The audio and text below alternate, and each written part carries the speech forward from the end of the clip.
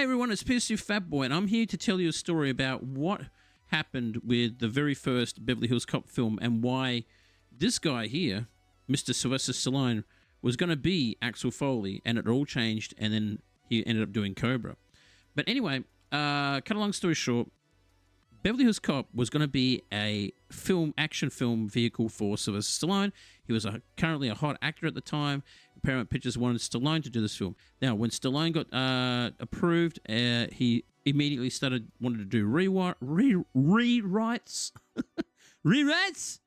and he wanted to do all this stuff. The film changed the film. He wanted to have like big, huge set action pieces and stuff like that. And Paramount were like, hey, this is getting a little bit crazy here. The budget's getting out of a little hand. And they wanted to make a smaller budget film, and they didn't really want to go that trick. And if we got the Beverly Hills Cop movie with Stallone, it would have been a more serious, gritty action film.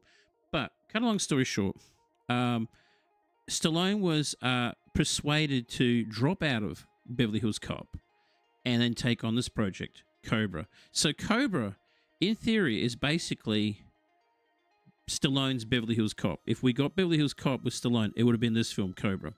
So, he dropped out of Beverly Hills Cop. Axel Foley was now played by Eddie Murphy, and the rest is history. It became a massive, massive hit for Eddie Murphy. Made him a movie star overnight. He even created that genre of action comedies that we've been going for decades now. And, massive hit. And then we also got the Axel F film that's on Netflix right now. I also did a review for that movie. You can check that video review in my on my YouTube channel. That'll be great. Anyway, 1986 comes by. Stallone is now working on this movie, Cobra. And so he's got his ideas that were left over from the Beverly Hills Cop project that he was going to do, and he intervenes into this project, this movie. Now, this movie is actually based on a book called Fair Game, and it was written by Paula Gosling, and then it was made. That book was actually made into a movie called Fair Game back in '95. I think that's the one with William Baldwin and what's the name of that model? Claudia Schiffer. If I'm wrong, tell me down the bottom. Anyway, it was one of those models. It was a vehicle for a model anyway, and it was a flop. But anyway, Stallone got the Cobra screenplay and did rewrites, and as we know, we got Cobra. Now, when Cobra got released, it was financially successful because, like the year prior, Stallone made 2 monster, massive blockbuster hits, right? That made him into he was a star at the time. Then he became a superstar. Rocky IV made ton of bank, and then on the same year we got Rambo: First Blood 2. So he came off from back to back from those 2 movies. They were huge, huge, huge profitable films. So producers, directors, movie companies were just saying, hey, whatever you want to make, we'll do it. So he goes, hey, I want to make Cobra, So they said, yeah, we'll do Cobra. So he went with the Cannon Film Group. Now, I know Cannon were behind this, but it's also distributed by Warner Brothers. And I love Cannon. I love the Cannon movies. And so he made the movie with his then wife, Bridget Nielsen. She was a model who witnesses a murder by... who is this?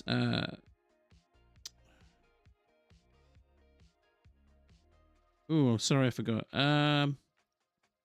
By this cult group, like this religious cult group, and then they're led by the Night Slasher, played by Brian Thompson. And Brian Thompson, he didn't have to, like a lot of people. He's kind of funny, like the movie. He's kind of funny in the movie. Like he makes these really sweaty, cold stares. And he's quite menacing looking dude. Like he's got a menacing looking face. And his character, he wanted to add more into the character, and Stallone says, whatever, he's evil. So he was trying to get some advice from Stallone. Stallone, hey, he's evil, just play evil.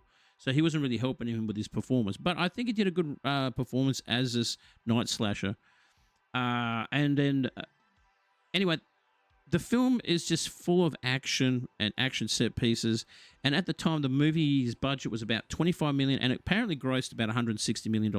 So, it made some money. And there's some crazy scenes in this movie. Like there's a scene where I don't know why I laugh, but you see Stallone come into his apartment, and you know it's supposed to be all modern age and stuff, and he's like looking at his security cameras, and it's all like analog stuff there, and he's got like this pizza. And I don't know what it is, but it always triggers me. He gets the pizza and he cuts the pizza with a piece of scissors. And it's like, what the fuck are you doing? And it just makes me laugh. Like every time I see this, like I said, this film is definitely corny, but corny in a good way. And like I said, the critics really panned this film. But like I said, the movie made a ton of money. But we never got a sequel, which is a real shame. But I wish we did get a sequel. And if we did get a sequel, what would the movie be about? And what timeline? I'm obviously saying Stallone's character, Marion Cobra.would would be a lot older. So maybe like a retired cop or a private eye or something like that. But it'd be like some tropey story. It'd be like a story that's been done before, but with a Sly Stallone vibe to it. Now, like I said, the movie did well.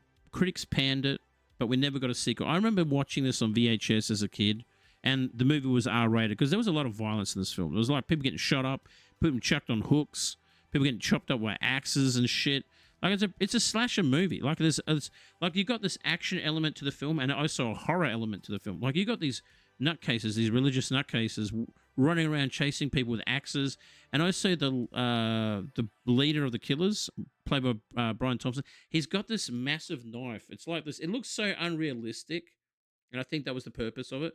It was this unrealistic knife that looks like it's so bendy and bowy and biggy and bulky and spiky. It just looks ridiculous. But I think they wanted this knife to look like, just say, "Hey, don't fuck with me. I'm the night slasher."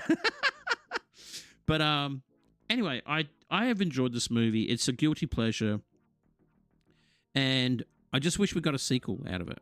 It would have been pretty cool. It would have been pretty cool to get a sequel out of this, and maybe you never know. You know, I think Stallone has a newfound appreciation for this movie. I think beforehand he didn't like it because he was a bit of his ego phase when he just did this movie. Because he just did two back-to-back monster hits that made hundreds of millions of dollars, and then they said, "Hey, look, do whatever you want." And of course, when you got that power, you will do whatever you want. You'll carry on like a bit of a dick. And but I think I also believe like Stallone, like whenever he's doing a project, he does put 110% into his films, and whether you like them all or not, I'm a big fan. He's like my go-to. Him and Schwarzenegger. There's tons of other action movie stars that I love and idolize because of the way I was growing up as a kid. But Stallone's right up there. He's the goat. But this is one film. This is which is crazy to feel that this is the film that could have been Beverly Hills Cop. You know, so we didn't get Stallone's Beverly Hills Cop, but we did get Cobra. So anyway, I hope you enjoyed this video and my rants and my talking. And please, I'd love to hear your comments. Have you watched Cobra? Have you enjoyed it? Would you love to have seen a sequel to Cobra? And if so, what would it be about? And if you're a Stallone fan, let me know. Comment down below, let us know. And also, like, subscribe. And if you don't like this, you can give us a thumbs down. I'm happy with that as well. Means I'll work harder and better for you. And yeah, thanks for watching, and we'll see you on the next one. Bye for now.